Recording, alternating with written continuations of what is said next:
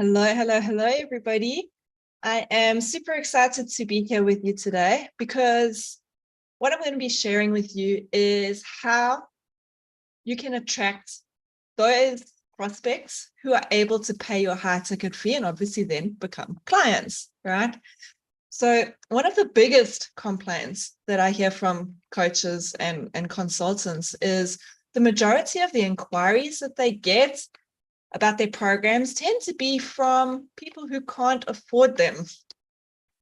So this is probably why sales trainers tend to focus so much on objection handling, right? But that's a whole topic on its own for another day. So today I'm going to share some strategies on what you can do right now to get people who are in a position to pay your high ticket fee to actually reach out to you instead.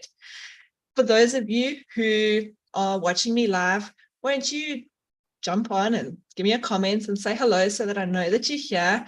Those of you watching the replay, give me a hashtag replay. And as I'm going, if you have any questions, just drop them in the comments and I will do my best to pick them up and answer. So the very first thing that you want to do is get crystal clear on exactly who you serve. This might sound a little bit silly, but if you are not clear on who your best fit client is, then there's no way your market is going to be clear. Your audience won't be clear. Okay. So let's take a look at a business coach as an example. If a business coach says that they help people start, grow, and scale their businesses, and this is something I happen to see all the time, by the way, and they talk mostly about growing a business, but they're using language that a beginner kind of resonates with, then who do you think is going to reach out to them? Beginners, right? Now, what do many beginners in business not have? They don't have a lot of money available to invest, generally speaking, okay? So for example, if you have a 10K program and it's all about starting, growing, and scaling a business, one program, right? Then those beginners are likely going to find it difficult to pay for their program. So of course, you're going to get the price objection. And on a side note, you are probably going to have a lot of people who are not finishing your program or they're not getting results. I'll explain this another day. This is a whole nother post as well. Okay. But now, for example, if you were to focus on people who had already passed the startup phase and were growing their business, I mean, say you're helping coaches grow their businesses from 5 to 10K a month, and you use language that resonates with them, then you're likely to get more inquiries from that kind of person. And that kind of person is going to be more likely to be able to afford to pay for your 10K program. So I hope that makes sense. Now, this leads me straight into point number 2. These two are very closely tied together. Point number 2 is get clear on the outcome that you provide.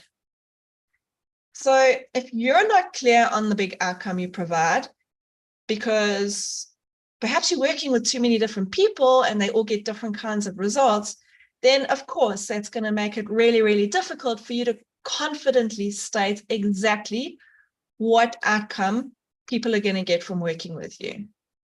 But when you narrow down your who and you can figure out exactly what they want and reverse engineer your process to offer them exactly that, then it becomes a whole lot easier to have those people who want that thing reaching out to you, okay?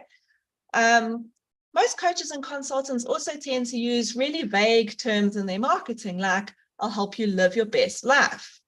Okay, well, that sounds great, but what does that actually mean? Does it mean I'm going to have a better relationships with my partner, a better relationship with my kids? Are we going to communicate better and be able to bond? Or does it mean that I'm going to get the job that I want, my dream job, and have a more balanced life? Okay, very vague, has so many different meanings. Or another one, I'll help strong women end their self-sabotage. So while that's amazing, because self-sabotage can keep us stuck in so many areas, what is the end goal? What is ending their self-sabotage going to do for them? Is it going to get those women 4 new clients a month? Because now they can take the action to get the clients. Is it going to help them attract their soulmate because they're not going to keep hiding in their room getting drunk every night on their own, right? Or is it going to help them get a promotion because they're actually going to show up as a completely different person at work and be more likely to be considered for that promotion? Again, self-sabotage is like a means to an end. What is the end thing that your people want? Now, the next one, make sure, number 3, make sure is you are building your audience with the right people. This one amazes me. So many coaches and consultants out there don't have a strategy to build their audience. And if you don't have an audience, you've got no one to sell to, right? You can't get away from that. Like, there are so many different strategies in business when it comes to attracting clients and booking clients. The one that you cannot get away from is having an audience. You've got to have people to sell to. So somehow these people, they wait for people to find them because they're commenting in groups and they're posting content on their Facebook page or whatever the case is. And if they do happen to send friend requests or connection requests on LinkedIn, they often send them to random people who kind of show up as suggestions instead of the people who look like they could become clients one day. In some niches, depending on what you offer, it can be difficult to clearly identify, what your perfect person could look like.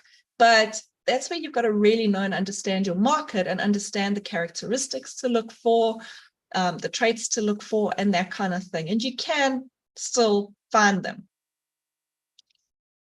I always recommend to my clients that on Facebook, they send at least 40 friend requests a day. It sounds like a lot.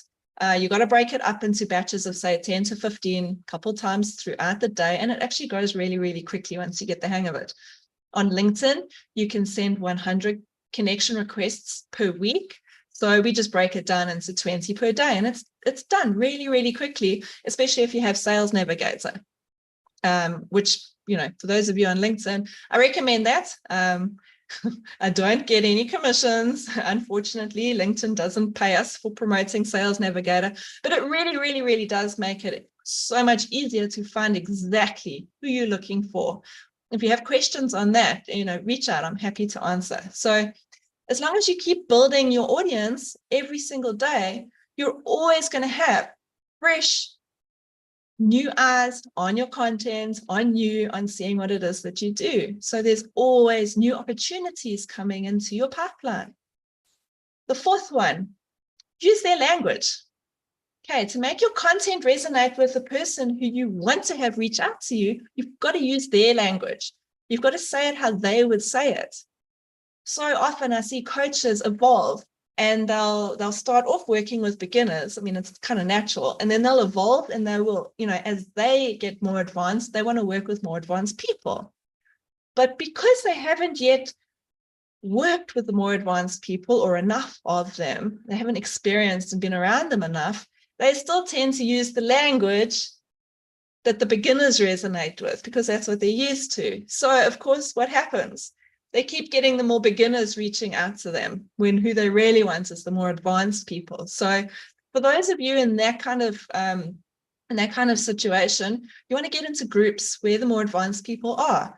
Look at how they're talking. How do they talk about their problems? How do they talk about possible solutions? How do they talk about their life? How do they talk about things that they're experiencing?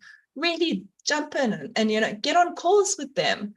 Those of you who know me know that I don't do sales calls, but if I'm wanting to create a new offer, I'm sure it's all going to get on calls with people because it's the fastest way to pick up their language and understand them on a deeper level. The other thing that folks tend to do is they use industry jargon. They use terminology that they learned when they were studying whatever it is they help people with. And of course, your market's not going to understand that. It's going to go way over their head. So your people are not necessarily going to know that that fancy thing you're talking about can help them unless you break it down into simple language they can understand. Okay, and the last thing I want to talk to you about is the 5th point is be more intentional with your content and make sure it has one point related to how to solve a problem. There is so much fluffy content out there with no real points. And it's almost like folks use social media as a journal just to get thoughts out of their head. I'm sure, give me a, I don't know, thumbs up if you can resonate with that. You know, they'll start a post with something like choices, and then they'll ramble on about choices and how those choices affect your life, but with no real points and not tying it in to how they can help solve a problem.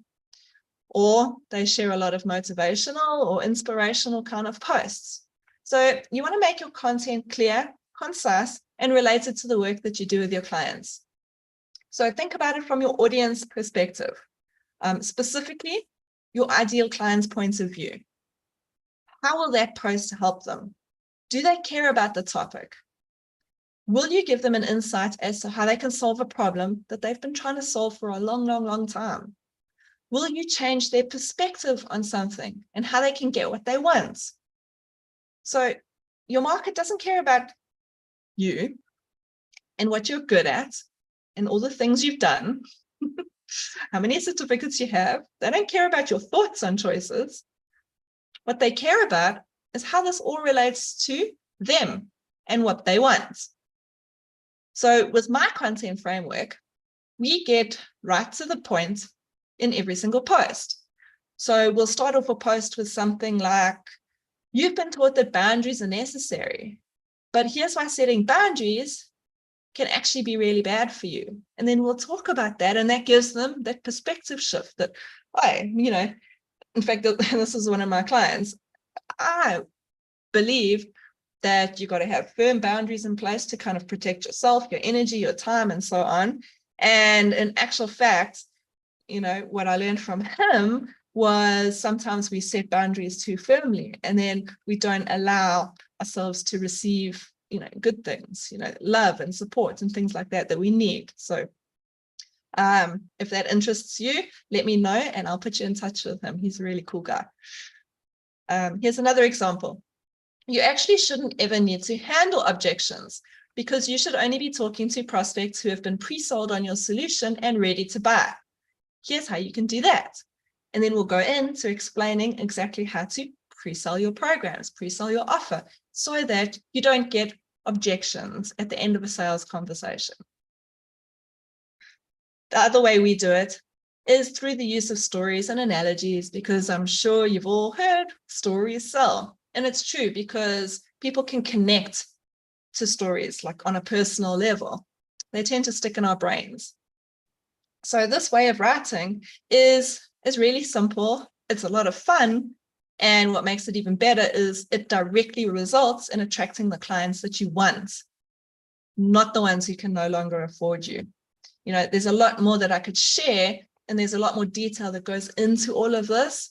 But I wanted to speak about some of the bigger ones and give you some things that you can think about and start tweaking in your businesses right now. You can do it right now, and you can start seeing results as quickly as next week. Now, we go through all of this and a lot more, and in a lot more detail in my 30-day one-on-one program, where I help my clients simplify their sales and marketing process so they can sign up those 2 to 10K clients into their signature programs using a few posts, a few emails, a PDF, and messenger chats, LinkedIn chats, email chats, wherever you're communicating with your market. So you don't have to get on those long 60-minute sales calls anymore. And you don't have to deal with people who then give you objections at the end because they can't afford your prices. If you have any questions about any of this, please drop it in the comments or reach out to me, send me a message. And if you're interested in finding out more about my program and how I can help you, reach out to me via message. We'll have a quick chat to see if it's a good fit for your business. If it is, I'll give you all the details and we can get started as quickly as tomorrow. I'm currently enrolling a couple of clients now. So that's it. I hope you found this helpful. And I can't wait to hear from you and learn about the amazing ways that you are supporting your clients. Hey guys, till next time, take care. Now I gotta find my Zoom thing to exit. See you.